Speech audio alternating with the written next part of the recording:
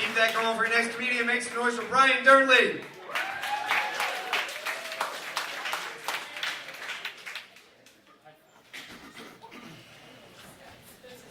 Sometimes I ask my wife for sex, and she says no. I don't get it either. We're in our early 30s, and our friends are having kids, and they're really cute, and they're fun, and it's cool hanging out with them, and a part of me thinks, I'm married, and I have a job, and I'm ready to settle down and start a family and have some kids.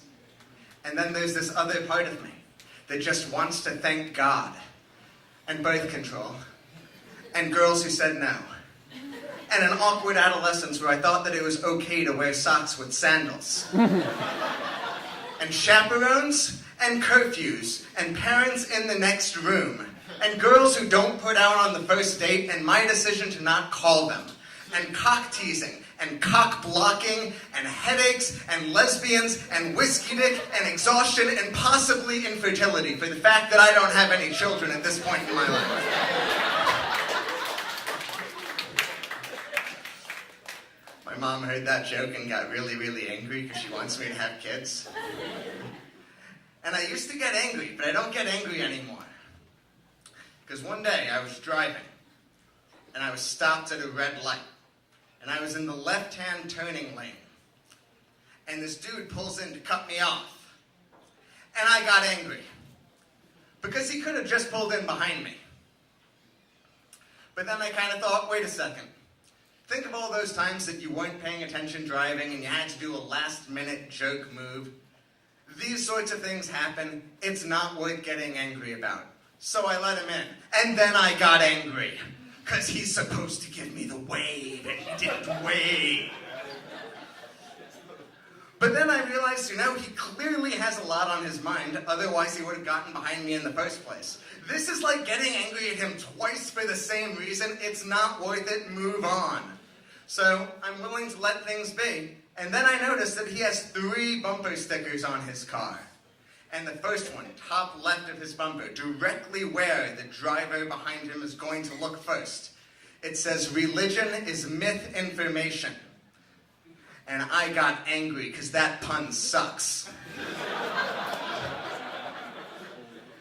And I got angry because more people on the planet believe in God than don't. So that is a bumper sticker designed to piss off most of the people on the planet Earth. But then I had this moment of remembering years back when I was buying my first car, how nervous I was, how scared, how I looked up Blue Book value, how I looked up gas mileage, reliability, and imagining getting to the dealership having done all this work and they just don't have it in Atheist. It's mind-blowing. So I'm ready to move on, forgive, and then I noticed the second bumper sticker on his car right below. And it's a big no sign around the word vaccinations. And I get angry because this man is endangering public health and social welfare and endangering our children. And I get angry because he's somehow against both science and religion. And then I have this realization that 2 minutes ago, I didn't care what he thought about vaccinations, and right now I'm angry about this. This is clearly on me. I don't want everyone in the world to agree with me about every issue. He's allowed to think differently from me. Maybe 5 years from now, our kids won't play together because his kids haven't been vaccinated. So I'm ready to let bygones be bygones and move on.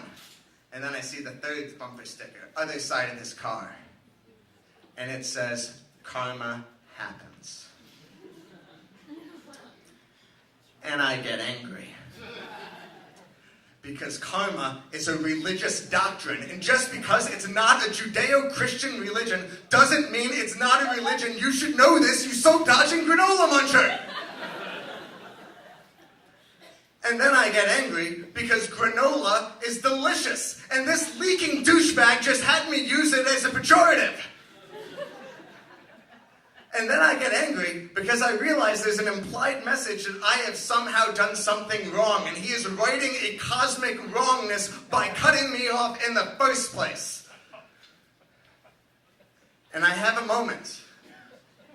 You can call it peace. You can call it serenity. I'm not quite sure what the word I'm looking for is, where I stopped being angry. And I started really hoping that he was right. Because if this man is right, if karma really happens, one of two things is going to occur. Either he's going to die and go directly to hell, where he'll be tortured and mutilated and burned for the rest of eternity while begging for mercy and insisting that he was myth-informed. Or his kid's going to get rubella. Thanks, everyone. Ryan's